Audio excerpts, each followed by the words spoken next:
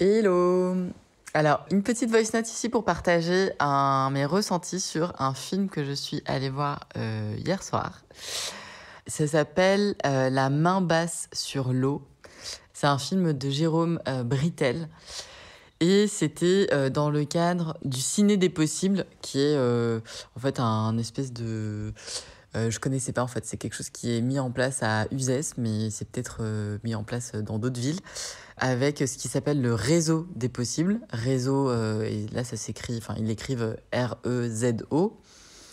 Et c'était dans le cadre d'échanges qui était quelque part soutenu par le Parlement des liens, qui est un événement qui a été proposé par la maison d'édition Les Liens qui Libèrent, qui est une maison d'édition qui est à Uzès aujourd'hui. Et nous voilà du coup pendant 1 heure, je sais plus comment dire, dure ce documentaire. En fait, c'est un documentaire qui a été diffusé sur Arte, donc je pense que vous pouvez le retrouver sur Arte. Moi, je l'avais pas vu sur Arte. Et franchement, c'est très très très bouleversant. Je sais pas comment vous dire autrement sans vous enlever, sans vous faire peur en fait, mais c'est la mise en lumière des dérives de la privatisation de l'eau en fait dans le monde ces dernières années. Donc c'est hyper bien fait. On nous explique ce qui se passe aujourd'hui dans ces régions hyper arides que sont l'Australie et les dérives que ça emmène d'avoir un prix de l'eau. Et en fait, moi, ce que j'ai compris dans ce film, c'est qu'en fait, on se dit, bah voilà, il y a un prix de l'eau.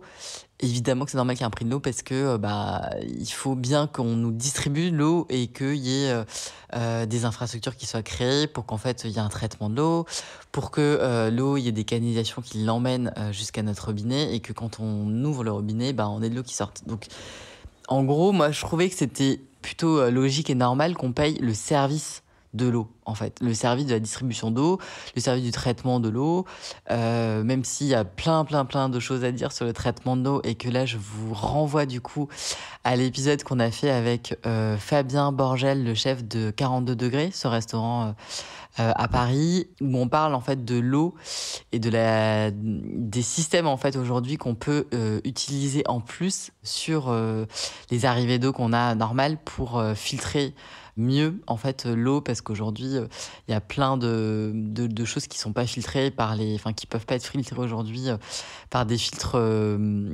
qui sont aujourd'hui proposés par ce genre de dispositif, on va dire collectif. Et donc voilà, tous les résidus de plein de trucs en fait. Si vous voulez que ce soit, on va dire, un filtrage un peu plus affiné, un peu plus pointu, il faut se prendre par la main et puis aller chercher un truc pour le faire nous-mêmes, quoi, en gros. Bon, ça, on en avait parlé, mais c'est pas le sujet parce que là, c'était plutôt sur l'eau douce, lui mettre un prix en fait.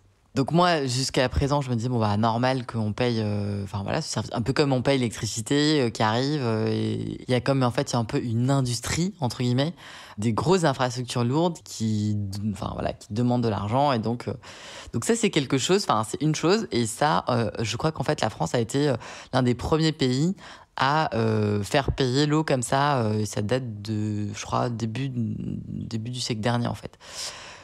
Donc ça, voilà. Mais là, en fait, ce qui arrive, c'est que au-delà d'avoir le tarif, de faire payer cette mise à disposition quelque part, l'eau en tant que telle a un prix.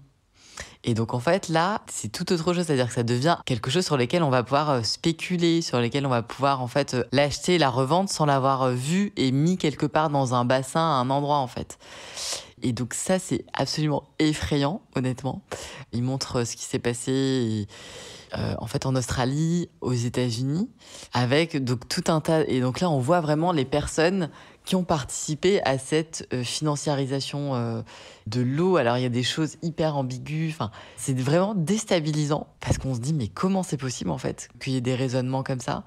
Parce qu'en fait l'eau, pour je pense plein de gens, c'est un peu la vie en fait. Il y a rien qu'on puisse faire dans notre journée qui n'ait pas nécessité de l'eau en fait. On est composé, je crois, à plus de 80% d'eau. Tout ce qu'on fait, manger, se rencontrer, s'habiller, habiter, tout a nécessité de la consommation d'eau dans le process de fabrication en fait. Le pain, le café, mais absolument tout. En fait, il y a rien absolument rien. Mais même une construction en pierre, en fait, la pierre, il faut l'extraire, il faut la découper. Elle est découpée souvent avec de l'eau à propulser à forte... Enfin, en fait, partout, c'est invisible, mais il y a un impact hydrique de tout ce qu'on fait. Les arbres et le vivant ne poussent pas s'il n'y a pas d'eau. Enfin, voilà. Et donc, du coup, se dire que cette ressource qui, contrairement au pétrole, par exemple, n'a pas de substitut, en fait, il n'y a pas de substitut à l'eau. Eh ben, elle devient un truc qui a un prix.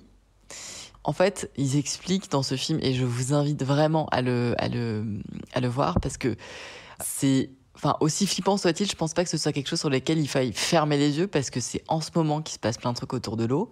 Je me rappelle plus de la loi, mais je crois qu'il y a un truc en 2026 là qui va se jouer autour de... En fait, on est un peu sur le fil du rasoir, parce qu'il y a une personne absolument sensationnelle au Canada qui a réussi à faire adopter que l'eau soit un bien commun, enfin un bien qui nous appartienne à tous. Mais ils disent, du coup, les partisans de cette finance de l'eau, que bah oui, c'est très bien que ça appartienne à tous, mais ça n'empêche pas qu'il puisse avoir un prix. Et donc là, il y a un espèce de... comme un truc un peu idéologique, enfin, un système de valeurs qui est en train de pouvoir... Enfin, il y a une réflexion qui est, je sais pas dans les mains de qui exactement, mais il faut qu'on se renseigne là-dessus parce que c'est absolument essentiel. Parce que du coup, si on retourne en arrière et on se dit, en fait, oui, on reste uniquement sur ces sujets de privatisation de la gestion, en fait, de l'acheminement, de l'eau, etc., du traitement, soit il y a ces sujets et on rajoute en plus le fait que on peut acheter de l'eau sur les marchés. C'est-à-dire que demain, en fait, pour protéger des rivières, des trucs, les associations écologiques ou les associations de défense de la nature, elles vont devoir acheter de l'eau sur les marchés. Aujourd'hui, le prix de l'eau, en fait, vu qu'il n'y a pas de substitut, on peut être sûr et certain que son prix ne va faire que exploser parce qu'en fait, il n'y a juste pas de substitut et l'eau, c'est la vie. Donc, on voit pas comment le prix de cette ressource va pouvoir être amené à la baisse parce qu'en fait, il n'y a pas de substitut. Donc, elle est vitale pour tout le monde, en fait. Et là, il y a vraiment un truc à faire. Et à la fin, du coup, de cette projection, comme du coup c'était quelque chose qui était localisé, enfin en tout cas ça rentrait dans ce Parlement des liens qui œuvre dans la région de l'Uzège en tout cas, et il partageait le témoignage d'une dame à Avignon, donc vous connaissez sûrement cette ville Avignon, qui en fait a mobilisé, donc aujourd'hui je crois que c'est une dame qui a 80 ans, donc mais une énergie apparemment de dingue, et qui, elle, se mobilise vraiment sur ce sujet, par exemple.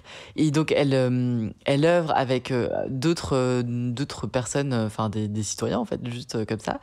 Et elle met un peu des bâtons dans les roues à des dérives de la privatisation de l'eau qui, là, sont faites par les deux grandes entreprises, en France en tout cas, qui sont en charge de la gestion de l'eau. Donc, je ne les cite pas, mais je pense que vous pouvez très, très vite regarder et voir de qui il s'agit. On les connaît très bien.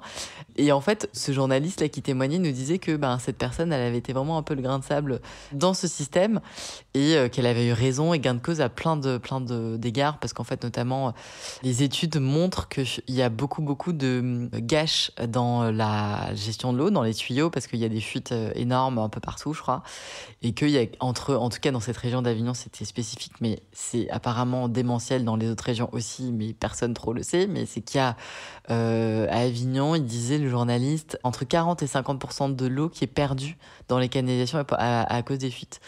Et donc du coup, elle disait peut-être qu'avant de nous augmenter nos factures de machin là, l'eau étant un bien commun, blablabla, il faut la respecter et tout. Donc essayer de mettre en place des dispositifs pour déjà qu'il y ait moins de gâches en fait, qu'il y ait moins de pertes sèches comme ça de cette ressource dont on a tous besoin en fait pour vivre ici. Donc, écoutez, je veux pas que cette note vocale, elle soit pessimiste. C'est un point d'alerte. Enfin, en tout cas, c'est un point de réveil, quoi. Et je vous invite à regarder un peu, à vous intéresser là-dessus.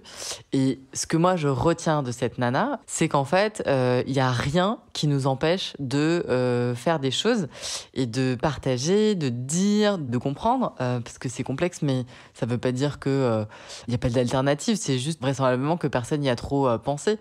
Et donc, si personne personnes se mobilisent et y pensent pour venir faire des propositions autres, notamment en fait aux élus, hein, et je crois que c'est un peu ça à chaque fois le truc, parce que les compétences sont quand même souvent aux élus au niveau de la gestion, de l'assainissement, tout ça. Bref, moi je connaissais pas ces trucs-là, mais en tout cas je commence à découvrir que ça a de l'importance de s'y intéresser, et peut-être que vous aussi ça va vous toucher.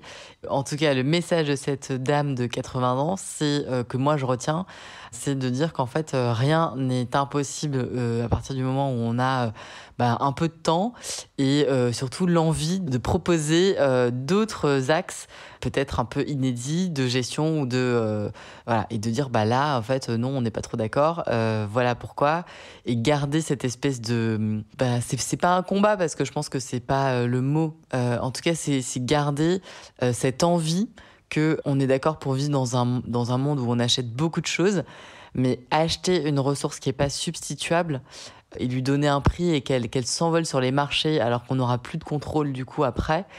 Ça, c'est quelque chose qui, en tout cas, apparaît assez inconcevable, tout simplement pour l'humanité. Enfin, voilà, quand on a juste envie que les choses se passent bien, on se dit que ça, c'est vraiment la porte ouverte à toutes les fenêtres, et que c'est certainement pas un truc qui va nous amener vers une harmonie, des directions lumineuses, quoi. Donc ça se passe maintenant, c'est en ce moment. On n'a pas 150 millions de temps pour se mobiliser sur ce sujet, parce qu'après, ce sera sûrement trop tard et que la machine se sera emballée encore plus. Donc voilà, petit appel, je suis pas spécialiste du truc, j'ai pas d'intérêt dans rien.